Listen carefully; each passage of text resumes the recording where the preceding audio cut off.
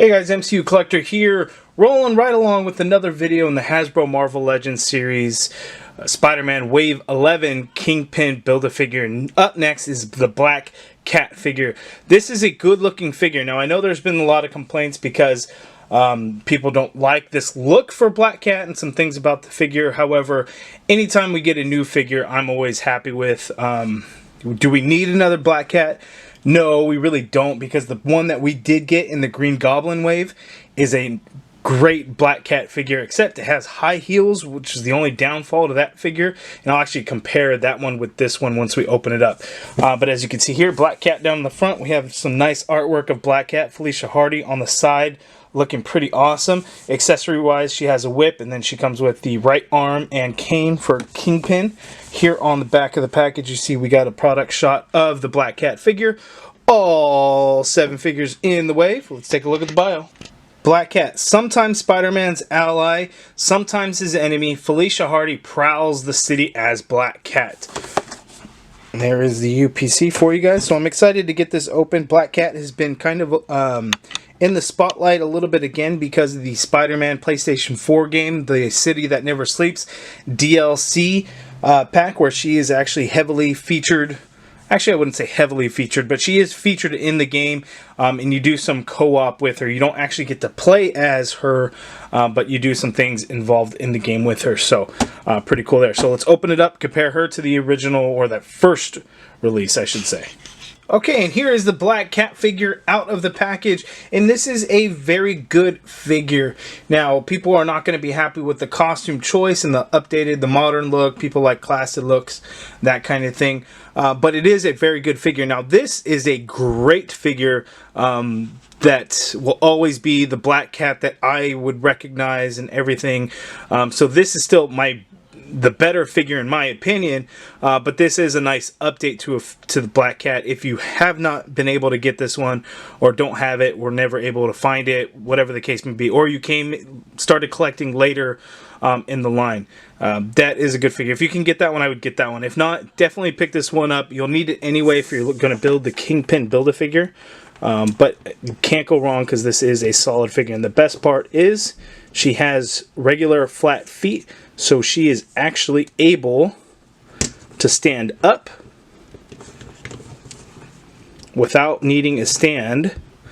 Unlike that figure needs a stand because of the heels. That thing will never stand up on its own. But really good. First, let's take a look at the articulation, then we'll go close up and look at the figure.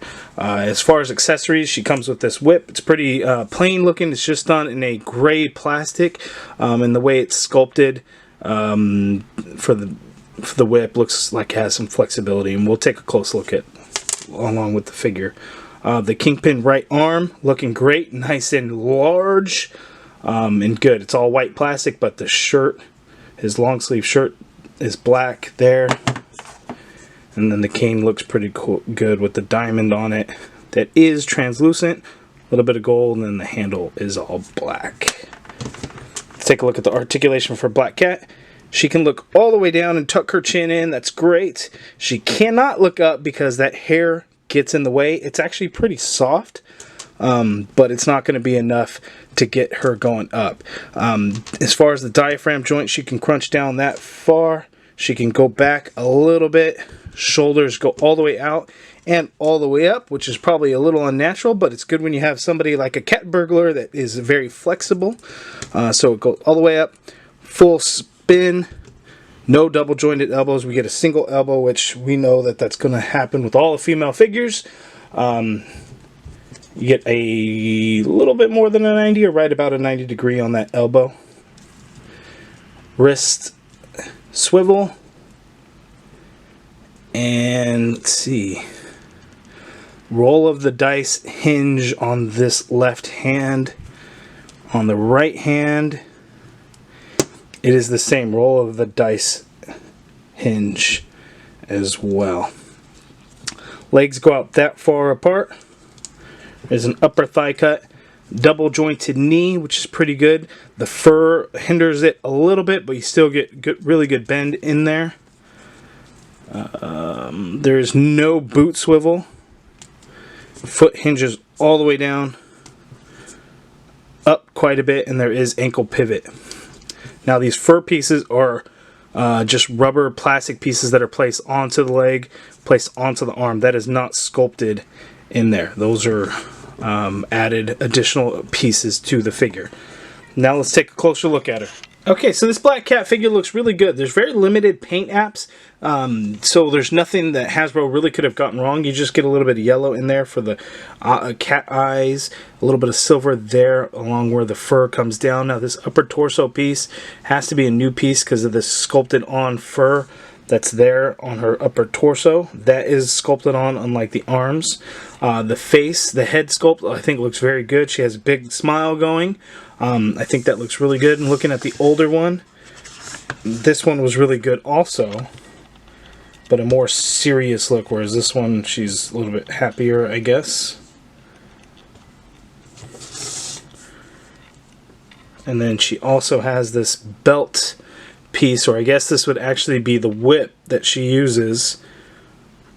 Probably more like a grapple hook, right? She uses that in the both in the video game and the comics, right? She kind of swings around the city as well. So this is how it would be wrapped up around her. It's the same sculpt to it. And you can see how it just kind of wraps around, and you can remove it if you wanted to. You probably have to force it a little bit or pop the upper torso off, but you probably would not want to do that. All black legs, and again, you can see that the fur pieces are added pieces that you can kind of move around.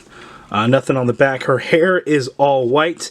There is no blue shading in it whatsoever, unlike this figure that had it on the fur, her hair, her wrists, or her forearms, her boots. So it's a very different look to Black Cat. And look at size comparison. It's a huge height difference there.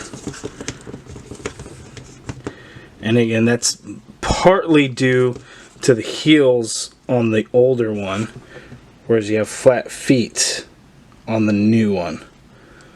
That counts for part of the difference, but not all of it. Now this figure used the Moonstone body mold, so it was very curvy, whereas this figure doesn't. And I've actually seen some complaints that, you know, Black Cat isn't showing enough of her chest, the cleavage isn't there, but for a toy, that doesn't bother me.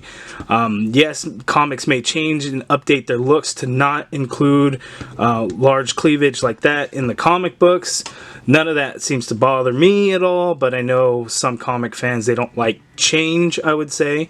And sometimes change is good, sometimes it's bad. Just kind of goes. As long as storyline are good for me and the artwork looks good, that's kind of what I've always cared about. But I do still really prefer this look, but this look does not bother me at all. There is Black Cat. If you guys have any questions, let me know down in the comments below. Hit that thumbs up if you guys like the video. Subscribe if you haven't already done so. And as always, thank you for watching. Black Cat.